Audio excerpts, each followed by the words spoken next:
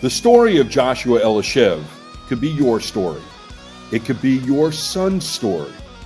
A story of a smart kid, perhaps too smart for his own good.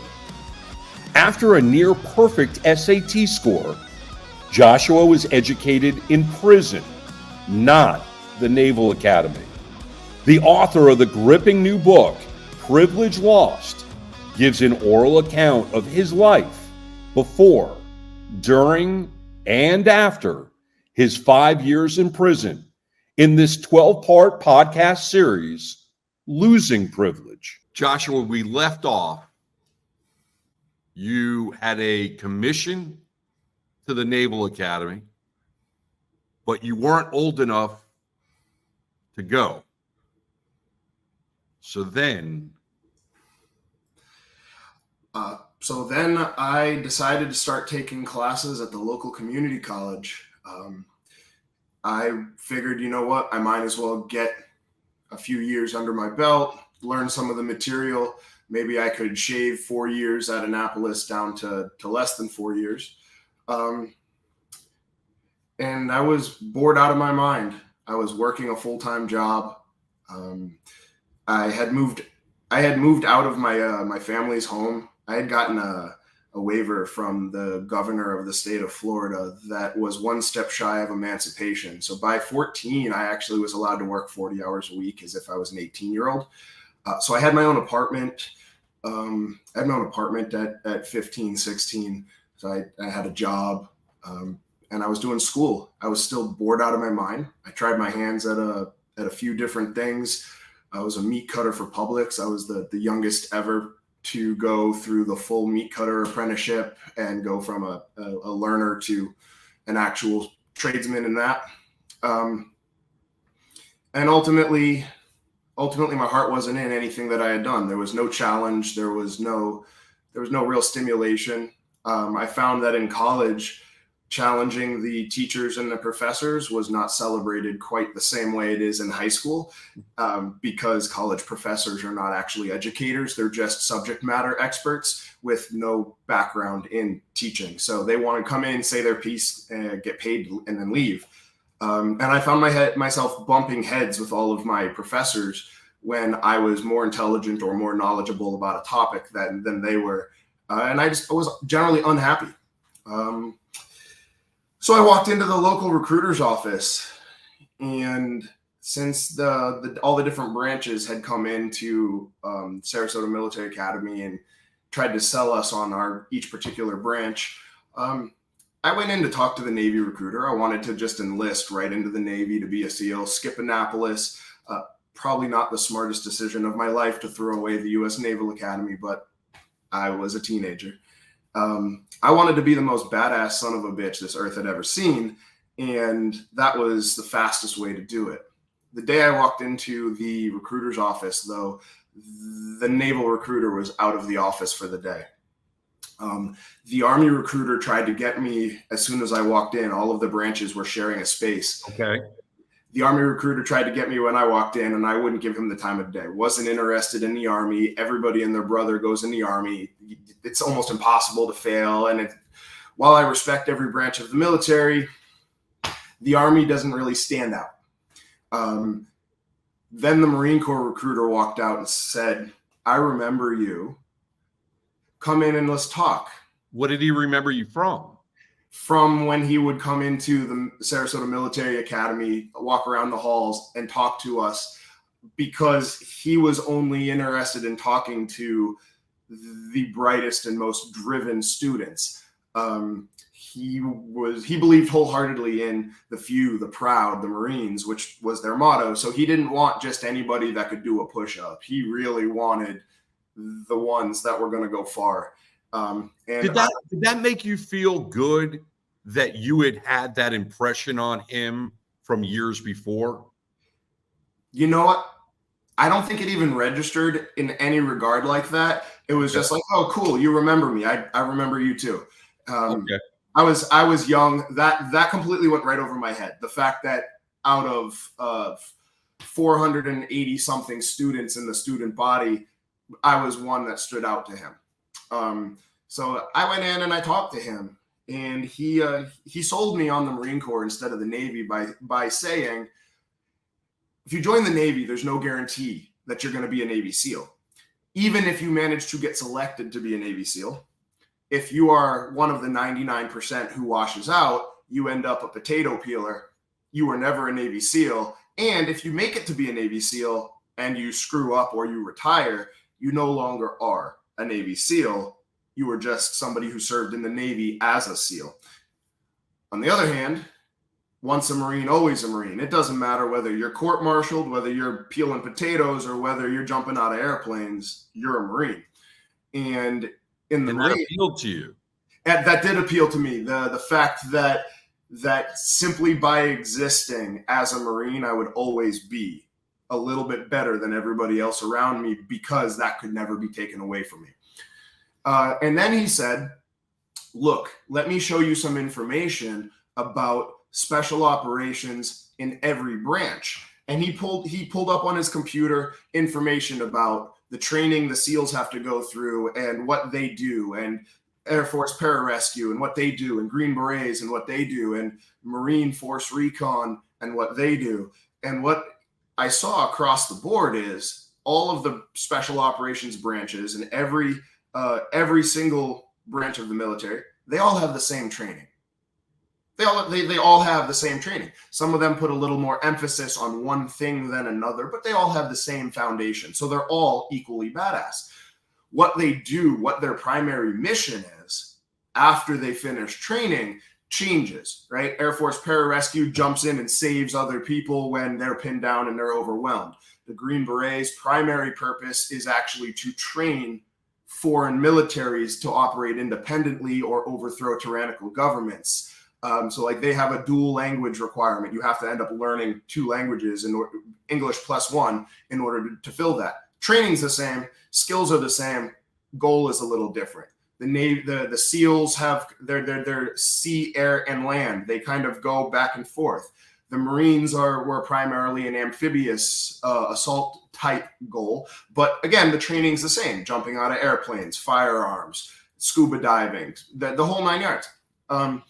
So the fact that I could sign up and my job, rather than something I got selected to as a bonus, my actual job could be special operations, I was sold on that. Every other branch of the military, it's something that you have to be selected for. Somebody has to sponsor or recommend you for it.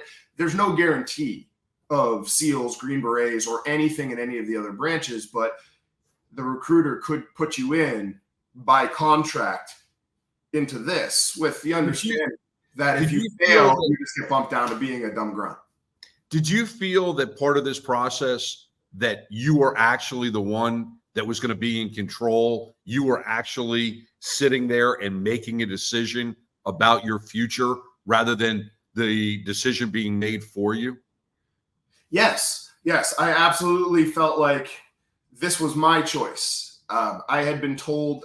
So my parents, through my whole life, my parents had seen this kid that was brilliant but troubled, because if I wasn't challenged and stimulated, I got myself into trouble. I would need attention and challenge. So my parents, rather than putting me in sports or challenging me, they medicated me. They thought I had ADD, ADHD, whatever.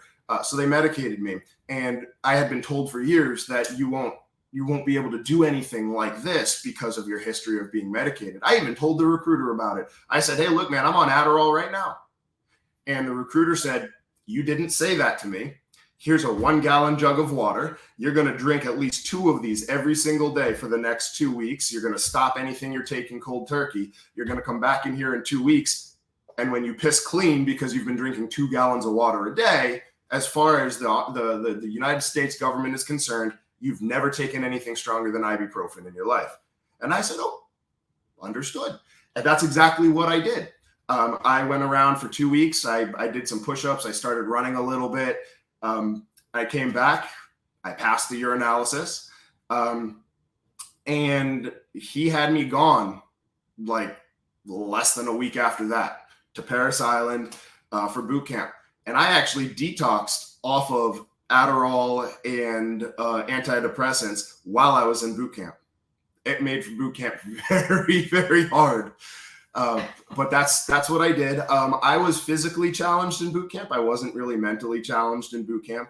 But that's which is kind of ass backwards. The whole point of the Marine Corps boot camp is to mentally break you. Anybody can survive it physically. It's the mental part that tends to be hard. I tend to believe there isn't much that really does challenge you mentally. I mean, I know throughout the course of our conversations and all of the episodes we're going to do together, I know that we're going to get more into this, but I really do believe there is things that will challenge you, Joshua, personally and physically, but mentally, I don't think that there's ever been a time in your 35 years that you really have been challenged from a mental standpoint. Actually, although it's probably not for today's conversation, I am consistently challenged mentally now. Being a father means that for the last 3 years, I have been mentally and psychologically challenged because I have to approach parenthood from a completely different perspective than I approach negotiating a contract or getting into an octagon with somebody. My daughter's a sweet, sensitive little girl, and she's got every bit of my intelligence, every bit of my fire. And so it's a mental challenge every day to try to engage with her on her level. And Bonnie is her mother is as brilliant or more intelligent even than I am.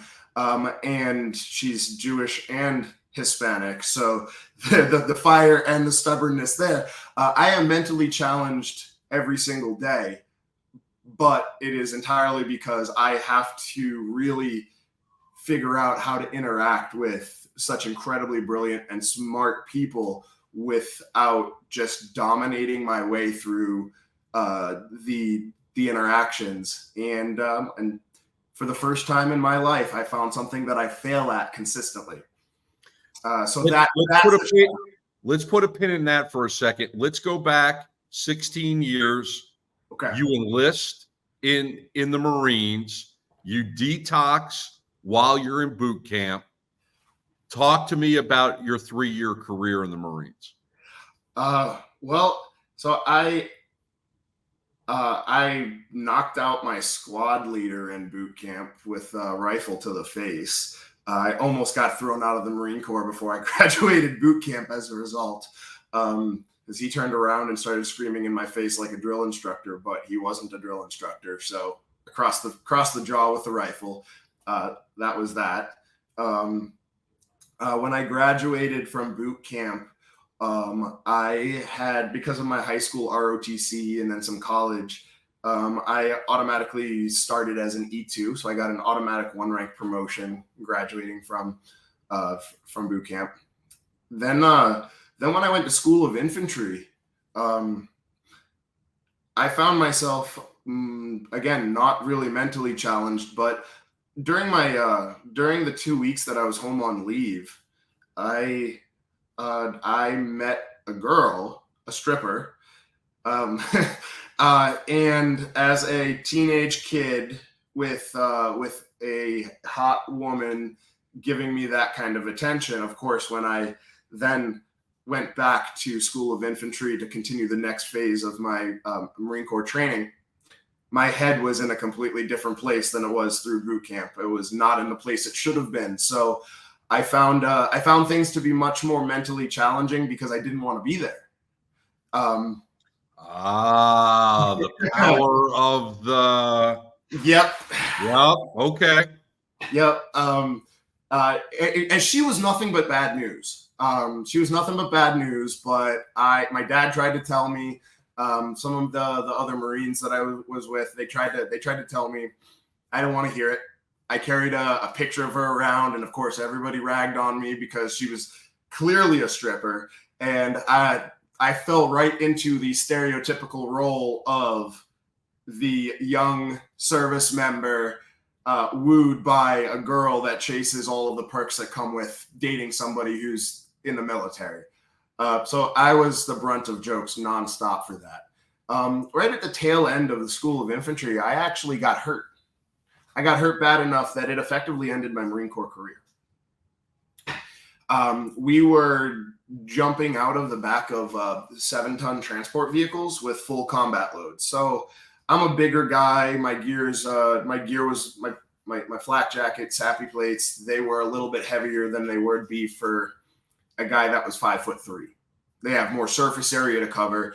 And so I want to say I had something like 80 or 100 pounds of gear on, jumping out of the back of these transport vehicles. I guess they're about 6 foot high, give or take. My head was kind of right at the level where we were jumping down from.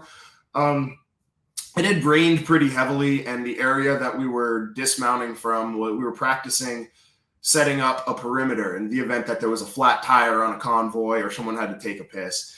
But this area was used for that constantly for years and years and years. So at the back of every single vehicle, the ground had a nice little dip of erosion. And when it had rained, that dip turned into just a little bit of slippery mud. So when I jumped out of the back with a full combat load, my feet slipped just enough that my legs locked back, and all that weight was full compression straight up my spine. I ruptured 3 discs and fractured hips, pelvis, femurs, knees. There was a lot of minor small injuries in there. And I wasn't aware of the fractures and some of the other stuff right away, but that ended my career. It was the most painful thing I had ever experienced in my life. I went into shock almost immediately.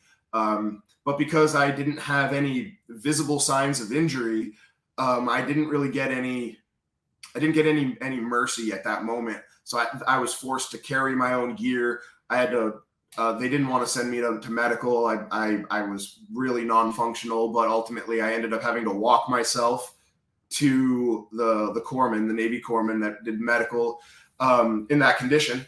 Then they did some MRIs, gave me some medication. I was on bed rest for a while, and then I got moved to Camp Geiger, which is it was part of it's like an outskirt satellite camp of Camp Lejeune.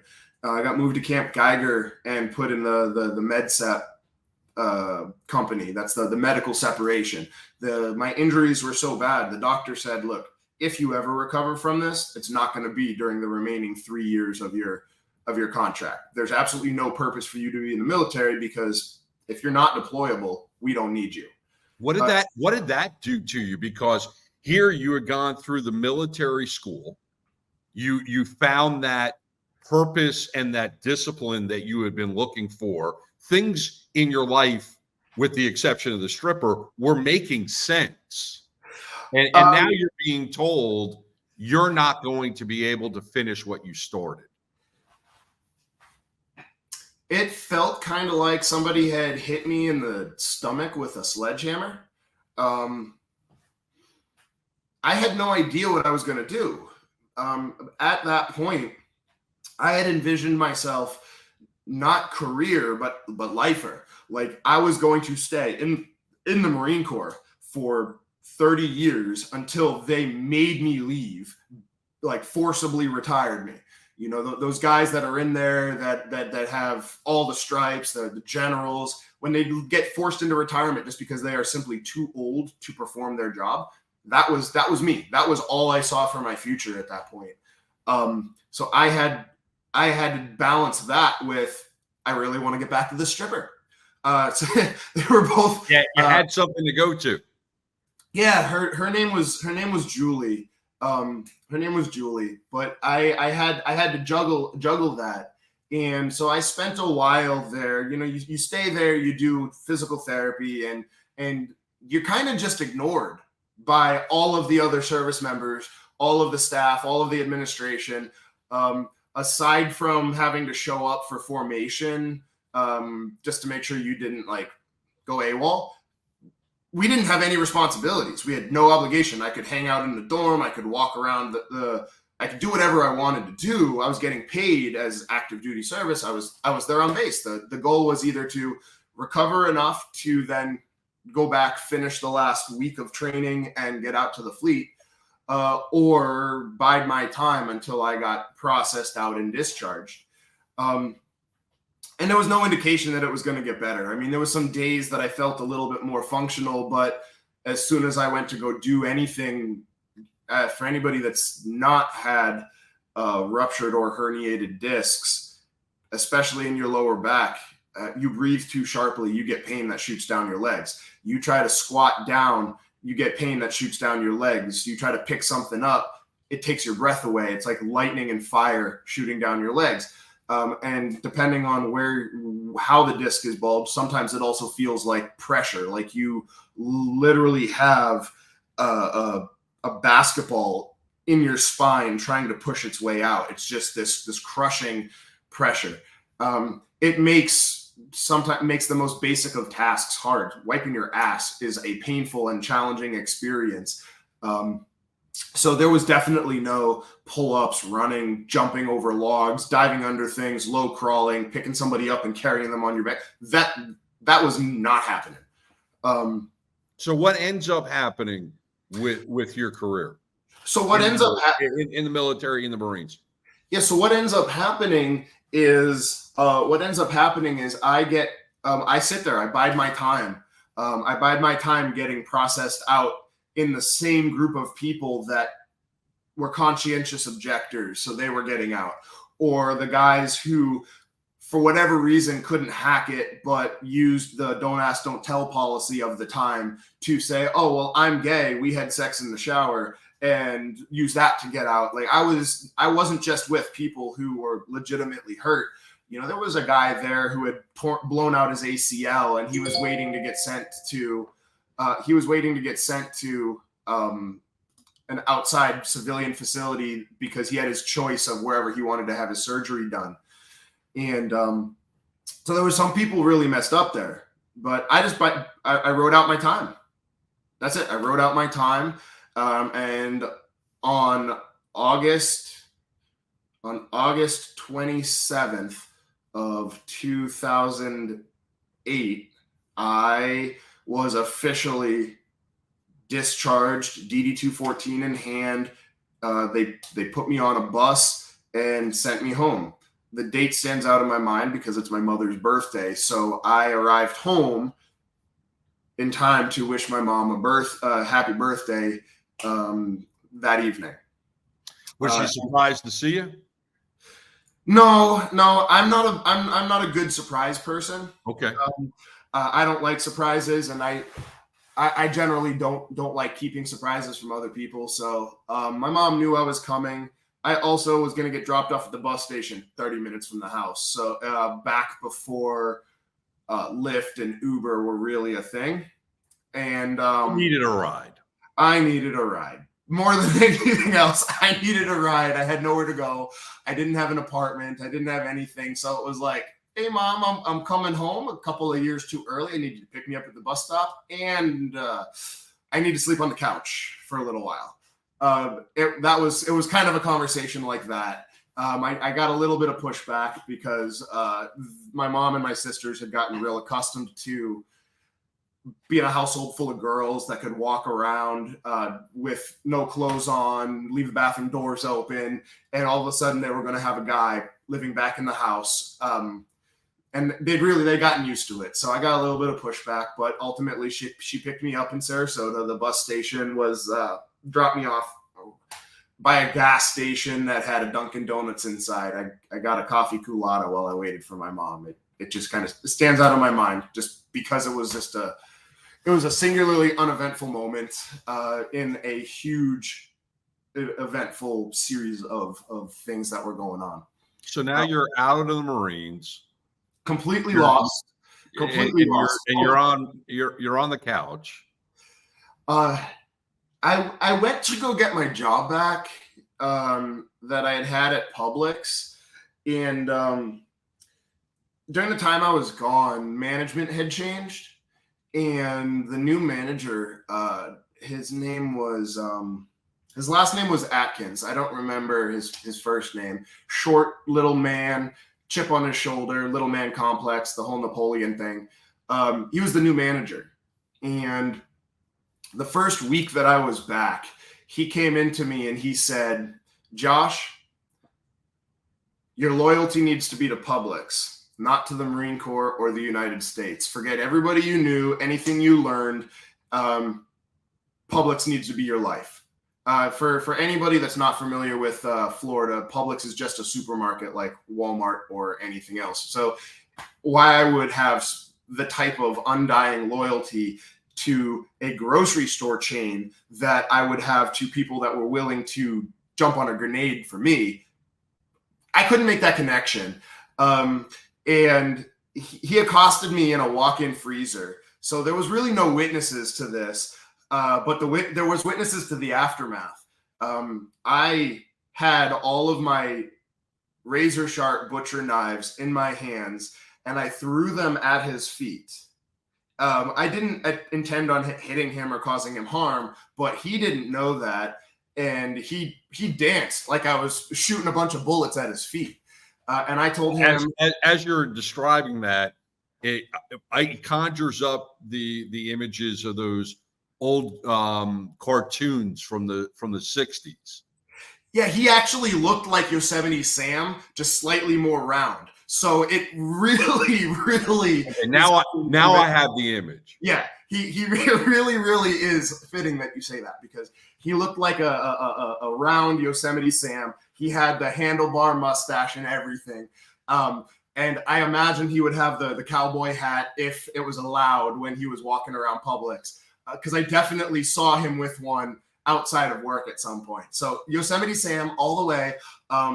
And I throw a handful of razor sharp knives at the ground directly in front of his feet. He jumps, he dances all over the place. And I tell him that right to his face that he's an asshole and that he's got the universe twisted if he thinks any veteran or service member fresh out of the military was going to be okay with him saying something like that. And I said, you know what?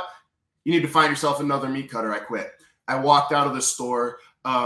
I was so angry that I didn't even wait for the sliding glass doors to open all the way. I just barreled through them. I knocked them completely off of their tracks, wide open.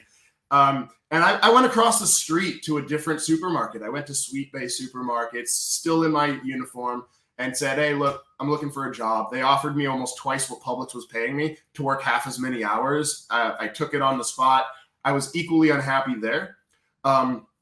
And actually, I got the job there when they weren't hiring, because I'm a lover of history.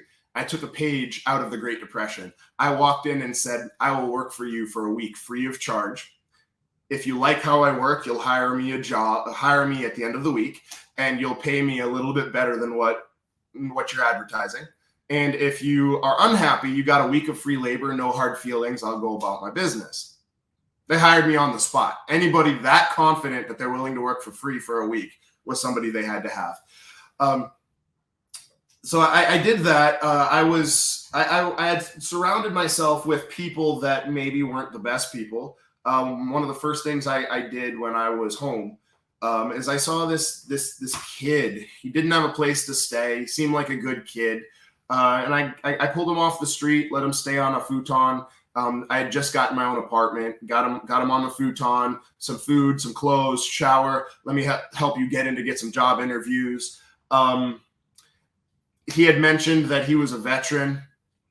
That was enough for me. I'm helping another service member. Sure. And that backfired on me.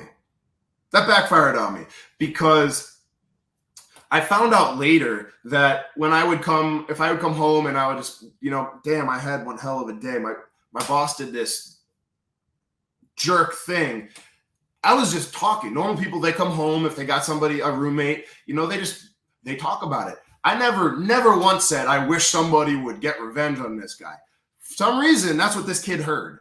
And he went one day. He took my boss's truck, put cinder blocks under every tire, took all the tires off, put the tires in the back of the truck, put the bolts in the back of the truck, and just left the truck in the middle of the shopping center plaza on 4 cinder blocks.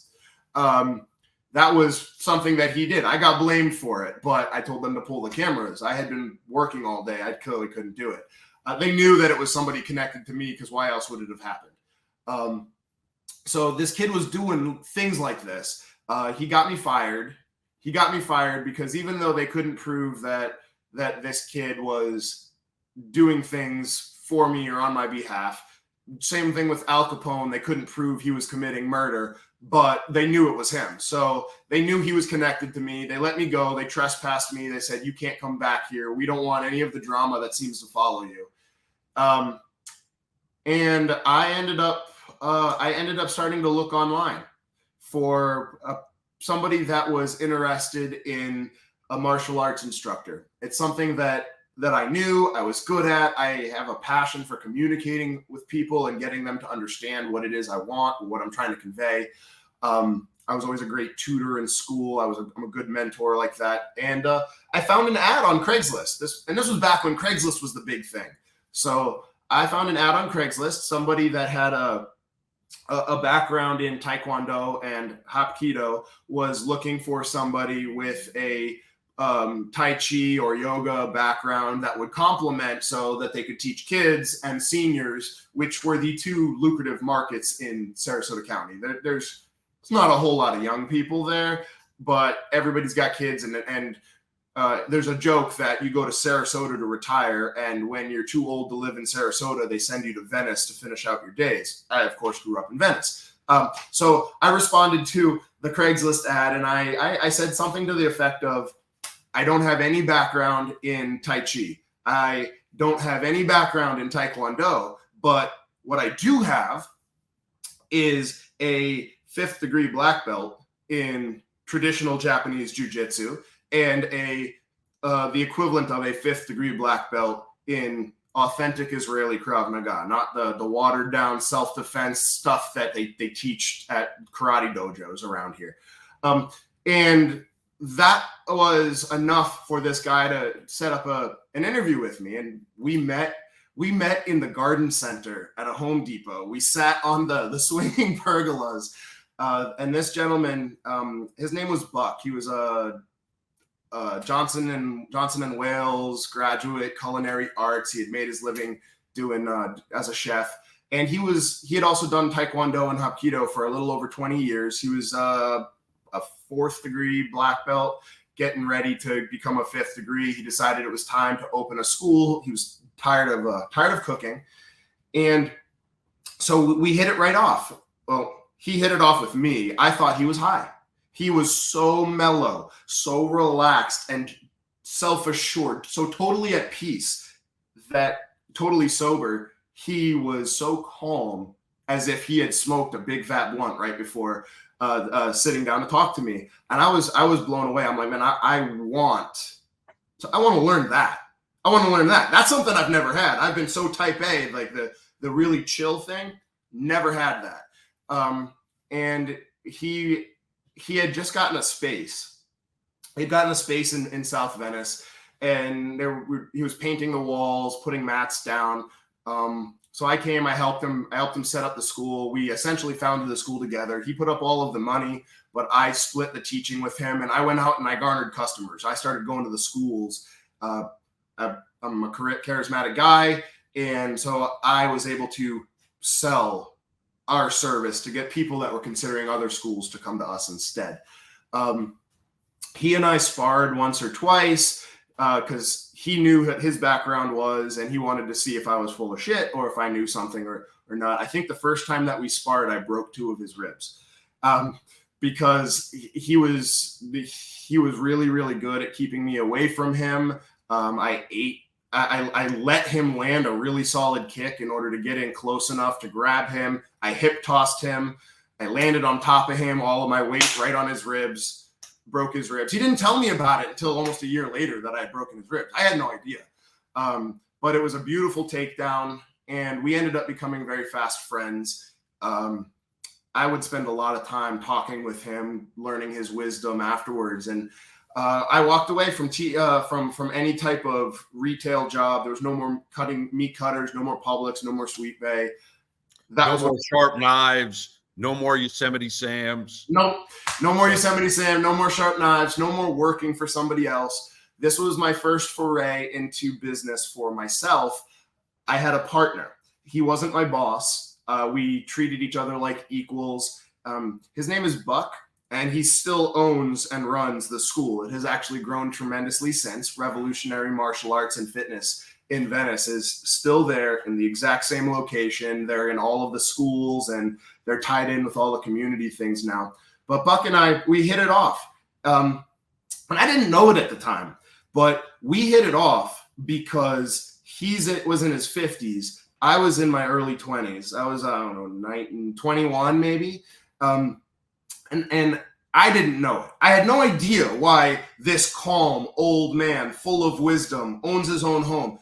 What the hell do you see in a 21-year-old kid, right? Who am I to you? I'm just a person that's helping you grow your business. Why is there more between us? I didn't realize it. He chose to have a friendship with me because he looked at me and he saw himself 30 years earlier. And we are still friends. Bonnie and I are having a wedding coming up in February, and him and his new wife they wouldn't miss it for the world. So established a strong friendship there. We started teaching. I took it to the next level. I started walking into recruiting stations, leaning on I'm a Marine. We're teaching martial arts. We would love to donate our time to work with your National Guard and Reserve units. So I got my foot in the door back with the military. All I had ever wanted to do was be in the military. I had no other plans for my life. And if I couldn't do it as an active duty service member, my goal was, let me do it as a civilian. If I can give service members skills that would bring them home in one piece, if I could save even one life indirectly, I had done something good. So as this was going on, as we were starting up the school, I had really been playing the field. I got out of the Marine Corps and I was fit. I had confidence I had never had before. And I found that was a really powerful thing for getting women to come home with me. Women's attention was very easy to earn when you walk in, you say, "Oh, I'm a Marine," and they're like, "Oh, you're a Marine? I guess I don't need my underwear anymore." That was truly how I felt at the time. So this was the point in your life where you were adding the body counts. This was the part of my life where I was adding the body counts. Yes. That has a kind of a double connotation there, because you would think I was supposed to have been in the military, getting a body count in the military. I was doing it in a different way. Now you know why I worded it the way I did. Yes, I do. Yeah, it was a very astute way of wording it. And along the way of doing this, starting up a business like that, it took money. There wasn't money coming in. I was getting a very small check from the military, very small, like $100 a month, not enough to live off of. And food stamps only go so far. Also, you still have to pay rent. So I got to the point where I was able to make my rent, but I couldn't afford to buy food, and I couldn't afford to pay other things. So I had a car and I had an apartment, but I had no money to eat. A friend of mine that I went to high school with, we had fenced in high school. We had never really seen eye to eye, but we had never really been enemies either. He had joined the Army, and he had gotten out of the Army about the same time that I had gotten out of the Marine Corps. So I connected with him because he had a ton of money coming in from the military, but he had no car, and he was staying with his mom and like 13 family members. So he was desperate to get out of the house, and I was desperate to eat. And so we agreed that I would pick him up and take him wherever he wanted to go, and he bought my lunch and paid for the gas. And we went to a restaurant. We went to restaurant Daiquiri Deck on Siesta Key in Sarasota. And while we were there, this guy sat down at the table with us, this big husky guy, never seen him before. The two of them knew each other, and they were good friends. He invited us to a party that evening, and I had immediately said no. But our waitress was really hot, and I had been flirting with her through the whole meal, and just completely gotten the normal, yeah, sure, whatever, but it's not happening. kind of thing that waitresses get accustomed to doing when their clients hit on them. Sure. And then it was at the end of the meal when this big husky guy sat down, invited us to the party, and I said no. And then the waitress comes back and he's like, "Oh, hey, Maddie, I'm having this party. I know you live a few houses down. Are you coming?" And she said, "Yeah, I'll be there." And I said, "Wait, I'm coming." How quickly your plans change. So here kicks off the next part of my growth as a person. Even though my life wasn't changing, I was about to get the biggest wake-up call of my life, because this woman was not at all fazed by me having been in the military or me being attractive or charismatic. And I was no longer accustomed to being told no. I was not accustomed to being rejected. I was so confident I would walk up to a man and a woman, clearly married, and flirt with the woman. And I usually was able to be successful in getting her attention.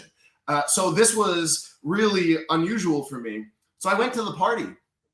And it was a little tiny house party. It wasn't anything crazy big. I mean, we were playing Mario Kart on Wii, and people were eating some fondue, and we were hanging out. But I made a point of sitting next to this girl, Maddie. And she struck up a conversation with me. I had a ring on my finger, and kind of like a class ring, but it was a Marine Corps ring. So we struck up a conversation. She was fascinated by it. And I kind of saw a little chink in the armor, if you will. So I was very friendly. I found out she had a long-term boyfriend, but they weren't necessarily having the best of relationships. They lived together, but they spent more time apart. She had a problem with him because he was an alcoholic and did a lot of drugs and didn't have a driver's license. But they had been together since she was 16. And I was just saw my opening. And she wouldn't give me her number. She wouldn't see me again. But I made sure that the big guy, his name was Matt, every time I had an opportunity to interact with him and get him to invite me to his pool, to a barbecue, I was there because she was going to be there. And then a few weeks later, I've now seen her like 3 or 4 times a week by accident. I got a phone call in the middle of the night. It was like 2 o'clock in the morning. I got a phone call, and it was her, and she was crying. She said that things between her and Adam were over, and she tried to sleep on the couch because she didn't have anywhere else to go, but he was under the influence. He tried to take advantage of her, and he wouldn't stop, so she left, and she didn't know what to do, and she was outside walking around because it had just happened. So I have a knight in shining armor complex. I have to be the white knight. And I was still young enough to think, you know what? If I come in like the hero, I'm totally going to get this girl. So I came. Hold on. I think this is a perfect time for us to stop, because we need to tease the 3rd episode. And in that 3rd episode, we're going to find out if Josh gets the girl. All right. Josh, an incredible conversation once again. 3rd episode coming up. Does Josh get the girl? And if so, what happens next? Losing Privilege. He's Joshua. I'm Bruce. We'll see you on the next episode. All right.